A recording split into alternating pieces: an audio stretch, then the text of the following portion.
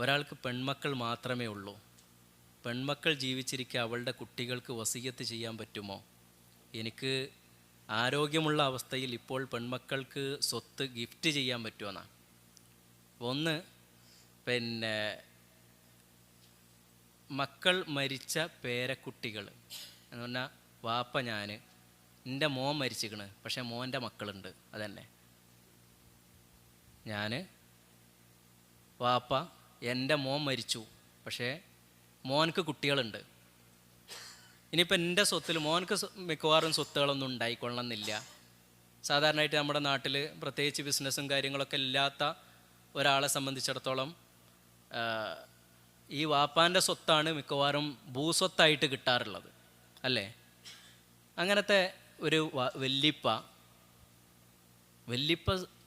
വസിയത്ത് ചെയ്താൽ മാത്രമേ ആ കുട്ടിക്ക് കിട്ടുള്ളൂ. അതാണ് അതിൻ്റെത്. അപ്പം അങ്ങനത്തെ വല്ലിപ്പന്മാരുണ്ട് എന്നുണ്ടെങ്കിൽ റസൂലുള്ളാഹി സ്വല്ലല്ലാഹു അലൈഹി വസല്ലം പഠിപ്പിച്ച് വസിയത്ത് ചെയ്യേണ്ടുന്ന ഒരു കാര്യം 2 ദിവസത്തിൽ കൂടുതൽ വസിയത്ത് എഴുതി വെക്കാതെ അതിന് സാക്ഷി നിർത്താതെ നിൽക്കരുത് എന്നാ. അപ്പം എൻ്റെ മോൻ മരിച്ചു, പക്ഷേ മോൻ മരിക്കുന്ന സമയത്ത് മോനക്ക് 2 മക്കളുണ്ട്, അല്ലെങ്കിൽ ഒരു മോനുണ്ട്, അല്ലെങ്കിൽ ഒരു മോളുണ്ട്. ആ മോൾക്ക് എന്തെങ്കിലും കിട്ടണം എൻ്റെ സ്വത്തിൽ നിന്ന് എങ്കിൽ അത് ഞാൻ വസിയത്ത് ചെയ്താൽ മാത്രമേ കിട്ടുള്ളൂ. ഇല്ലെങ്കിൽ പിന്നെ എൻ്റെ മക്കളെല്ലാവരും കൂടി തീരുമാനിക്കണം. അത് മിക്കവാറും അവനെ ഈ സ്വത്തിൻ്റെ കാര്യത്തിൽ വേറുള്ളവർക്ക് എങ്ങനെയെങ്കിലും വല്ലതും കൊടുക്കാതിരിക്കാൻ പറ്റുമോ എന്നുള്ളതാണ്, അവകാശപ്പെട്ടവർക്ക് തന്നെ കൊടുക്കാതിരിക്കാൻ പറ്റുമോ എന്നുള്ളതാണ് ഇപ്പോൾ ഏറ്റവും കൂടുതൽ ആലോചിക്കുന്നത്, അല്ലേ? എങ്ങനെയെങ്കിലുമൊക്കെ പെൺമക്കൾക്ക് കൊടുക്കാതിരിക്കാൻ, സഹോദരിമാർക്ക് കൊടുക്കാതിരിക്കാൻ അധിക ആളുകളും വാപ്പാനെ കൊണ്ട് അവസാനത്തെ സമയത്ത് വാപ്പാനെ നോക്കാനെന്നും പറഞ്ഞു കണ്ടൊരു കല്യാണം കഴിപ്പിക്കും. കാരണം ഓനക്ക് നോക്കാൻ വയ്യ, ഓൾക്ക് നോക്കാൻ വയ്യ, വാപ്പാനെ നോക്കാൻ ഓൾക്ക് വയ്യ. അപ്പോൾ പിന്നെ വാപ്പാനെ നോക്കാനൊരു കല്യാണം കഴിപ്പിക്കും. അത് വാപ്പാൻ്റെ പെണ്ണുങ്ങളല്ലേ, 8-1 അവകാശം അവൾക്കും ഇല്ലേ? പക്ഷേ എത്ര ആളുകളുണ്ട് കൊടുക്കൽ? വാപ്പാനെ കൊണ്ട് കല്യാണം കഴിപ്പിക്കണതിൻ്റെ മുന്നേ തന്നെ സ്വത്ത് മക്കൾ എഴുതി വാങ്ങി വെച്ചതിൻ്റെ ശേഷമേ വാപ്പാനെ കൊണ്ട് കെട്ടിച്ചു കൊടുക്കുള്ളൂ. ഇതാണ് നമ്മുടെ നാട്ടിലത്തെ ഒരവസ്ഥ. അതുകൊണ്ട് എങ്ങനെയെങ്കിലും കൊടുക്കാതിരിക്കാനുള്ള ശ്രമം എന്താണോ ആ ശ്രമം നടത്തുന്ന സമയത്ത് ഞാനൊരു വല്ലിപ്പയാണെങ്കിൽ എനിക്ക് പേരക്കുട്ടികളുണ്ട്, പക്ഷേ അവരുടെ വാപ്പ എൻ്റെ മോൻ മരിച്ചിട്ടുണ്ട് എങ്കിൽ ഞാൻ അവർക്കും വേണ്ടി എന്തെങ്കിലും വസിയ്യത്ത് ചെയ്തു വെക്കണം. വെച്ചിട്ടില്ല എന്നുണ്ടെങ്കിൽ ആ മക്കൾക്ക് കിട്ടൂല. അത് നമ്മൾ കൃത്യമായി മനസ്സിലാക്കണം. കാരണം ആ മക്കൾക്ക് അള്ളാൻ്റെ ദീന് പ്രകാരം ഈ വസിയ്യത്ത് രൂപത്തിലൂടെ മാത്രമേ കിട്ടുള്ളൂ. അതിന് വേണ്ടിയിട്ടാണ് വസിയ്യത്ത് നിലനിർത്തിക്കുന്നത്. ഈ വസിയ്യത്തിൻ്റെ ആയത്തുണ്ട്. വസിയ്യത്തിനെ പറ്റി വന്ന വിശുദ്ധ ഖുർആനിലെ ആയത്ത്, ആ ആയത്തിനെ പറ്റി ഇബ്നു അബ്ബാസ് റളിയല്ലാഹു അൻഹു പറഞ്ഞത് ഈ ആയത്ത് മൻസൂഖല്ല. പല പണ്ഡിതന്മാരും ഈ ആയത്ത് മൻസൂഖാണ്, ഇന്നയാൾക്ക് ഇത്ര, ഇന്നയാൾക്ക് ഇത്ര, ഇന്നയാൾക്ക് ഇത്ര എന്ന് പറഞ്ഞുകൊണ്ട് വന്നല്ലോ, അതുകൊണ്ട് ഈ ആയത്ത് മൻസൂഖാണെന്ന് പറഞ്ഞു. ഇബ്നു അബ്ബാസ് റളിയല്ലാഹു അൻഹു പറയാണ്, ഈ ആയത്ത് മൻസൂഖല്ല, അതിൻ്റെ കാലഹരണപ്പെട്ടിട്ടില്ല, അതിൻ്റെ വിധി പോയിട്ടില്ല. മറിച്ച് ഇത് ആർക്കുള്ളതാണ്? വാപ്പ മരിച്ച വല്ലിപ്പാക്കുള്ളതാണിത്. അദ്ദേഹം ചെയ്യേണ്ടതാണ്. വല്യപ്പ എന്ന് പറയുന്നത് വല്യപ്പയും വല്യമ്മയൊക്കെ കണക്കാട്ടോ. വല്യമ്മക്ക് സ്വത്തുണ്ട്, വല്യപ്പല്ല. ആ വല്യമ്മയുടെ സ്വത്തിൽ നിന്ന് ഈ മക്കൾക്ക് കിട്ടണമെങ്കിൽ അവർക്ക് എൻ്റെ മക്കൾ കൊടുത്തോളും എന്ന് പറഞ്ഞു പോയിട്ട് കാര്യമില്ല. ഈ മക്കൾ മരിച്ചാലേ പോലെ യഥാർത്ഥ സ്വഭാവം അറിയുള്ളൂ. അതുകൊണ്ട് നമ്മൾ കൊടുക്കണം എന്നാണ്. രണ്ടാമത്തത് നമ്മൾ അതിൽ ചോദിച്ചിട്ടുള്ളത്, പെൺമക്കൾ ജീവിച്ചിരിക്കുക അവളുടെ കുട്ടികൾക്ക് വസിയ്യത്ത് ചെയ്യാൻ പറ്റുമോ എന്നാണ്. പറ്റും.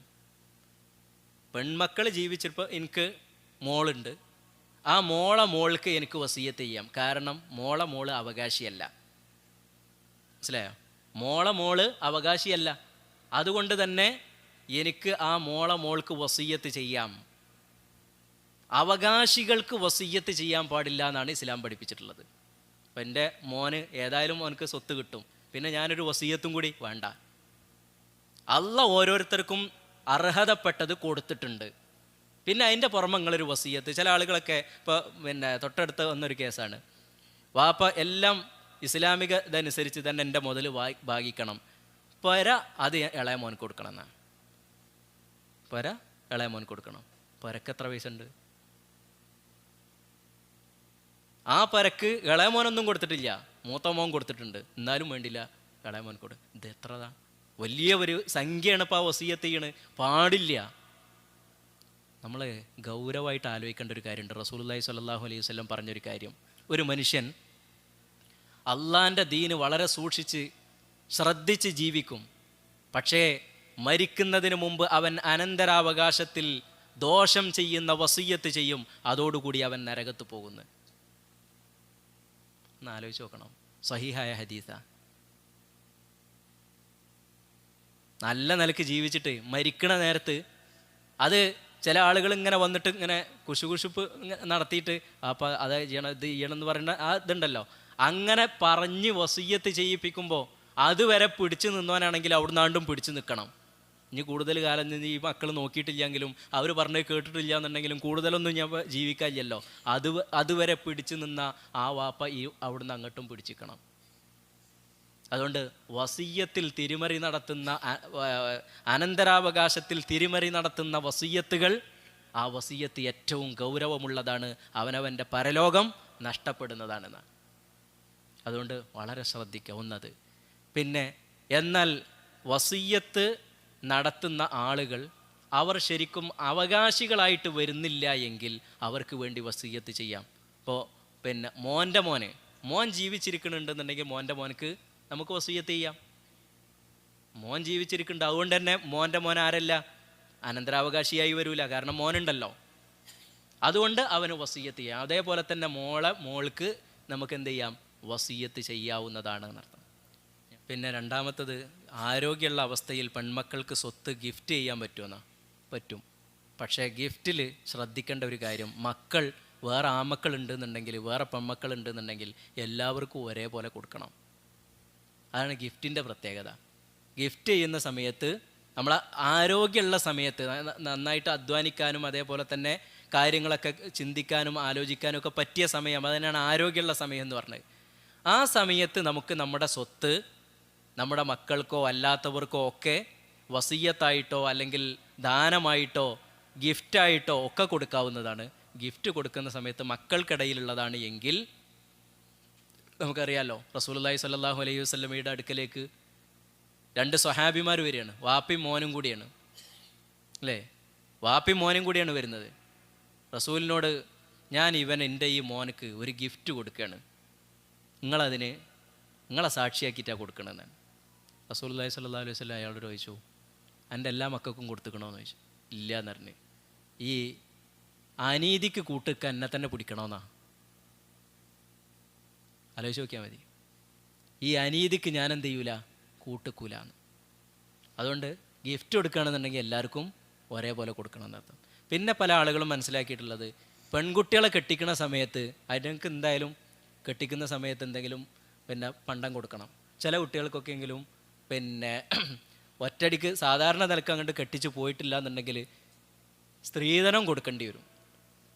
ഇതൊരു വാപ്പ എന്നുള്ള നിലക്ക് മക്കളോട് കാണിക്കുന്ന ആ ഒരു മോനക്ക് അങ്ങനെ ആവശ്യമുണ്ടെന്നുണ്ടെങ്കിൽ അത് ചിലവാക്കണം. ഒരു മോനക്കൊരു അസുഖം വന്നു, ആ മോനക്ക് ചികിത്സിക്കാൻ വാപ്പ ചിലവാക്കിയിട്ടുണ്ടാവും, അതേപോലെ എല്ലാ മക്കൾക്കും കൊടുക്കണമെന്നുണ്ടോ? ഇല്ല. ഇതേപോലെ തന്നെയാണ് കുട്ടികളെ കെട്ടിക്കുന്ന സമയത്ത് അവർക്ക് എന്തെങ്കിലുമൊക്കെ കൂടുതൽ കൊടുത്തിട്ടുണ്ടെന്നുണ്ടെങ്കിൽ ആ സമയത്ത് കൊടുത്തിട്ടുണ്ടെങ്കിൽ ഓരോ മക്കൾക്കും അവർക്ക് വേണ്ടത് കൊടുക്കണം. ഒരു മോൻ പഠിക്കുന്നത് MBBS-നാണ്, വേറൊരു മോൻ പഠിക്കുന്നത് പിന്നെ ഒരു സാധാരണ ഒരു പ്രൊഫഷണൽ കോഴ്സൊന്നുമല്ല, അങ്ങനത്തെ ഒരു കോഴ്സിനാണ്. മറ്റേതിന് എല്ലാം കാശ് കൊടുക്കേണ്ടി വരും. ഇതിന് അത് കുട്ടികളുടെ കഴിവിനും കുട്ടികളുടെ യോഗ്യതക്കും അനുസരിച്ച് അത് മാറ്റി മാറ്റി കൊടുക്കേണ്ടി വരും. അവനക്ക് 25 ലക്ഷം ഫീസ് കൊടുത്തിട്ടുണ്ടെങ്കിൽ 50 ലക്ഷം ഫീസ് കൊടുത്തിട്ടുണ്ടെങ്കിൽ എനിക്കും വേണം എന്ന് ആർക്കും അവകാശപ്പെടാനുള്ളതില്ല. അത് ഓരോരുത്തർക്കും അവരവർക്ക് വേണ്ടത് കൊടുക്കുക എന്നതാണ് ചിലവാക്കുന്ന വിഷയത്തിൽ. ഗിഫ്റ്റ് കൊടുക്കുക എന്നുള്ളത് അതിൻ്റെ അപ്പുറത്തുള്ളതാണ്. മക്കളെ കെട്ടിക്കുന്ന സമയത്ത് കൊടുക്കുന്ന ഗിഫ്റ്റല്ല, മറിച്ച് അത് അവർക്ക് സ്വാഭാവികം നമ്മുടെ നാട്ടുനടപ്പനുസരിച്ച് അത്തരം കാര്യങ്ങളിലൊക്കെ നാട്ടുനടപ്പുണ്ട്. നാട്ടുനടപ്പനുസരിച്ച് ഒരു കുട്ടിനെ കെട്ടിക്കുന്ന സമയത്ത് കൗത്തിലും കാതിലും ഒന്നും ഇല്ലാതെ ആരും പറഞ്ഞേക്കൂല. അത് ഒരു വാപ്പ എന്നുള്ള നിലയ്ക്ക് നമുക്ക് ചേർന്നതുമല്ല, അത് കൊടുക്കേണ്ടതാണ്. അതിന് ഓൾക്ക് അത്ര കൊടുത്തിട്ടുണ്ടെങ്കിൽ എനിക്ക് ഇത്ര വേണം, ഞങ്ങൾ ആൺകുട്ടികളെ തീരെ ശ്രദ്ധിച്ചില്ല, അതൊന്നും നോക്കണ്ടില്ല. അത് മക്കൾക്ക് ഓരോരുത്തർക്കും ആവശ്യമായത് കൊടുക്കുക. അതല്ലാത്ത ഗിഫ്റ്റുകളാണ് അതല്ലാത്ത ഇങ്ങനത്തെ സന്ദർഭം അനുസരിച്ച് കൊടുക്കേണ്ടതല്ലാത്ത ഗിഫ്റ്റുകൾ അതെന്ത് വേണം, എല്ലാ മക്കൾക്കും ഒരേപോലെ കൊടുക്കുക.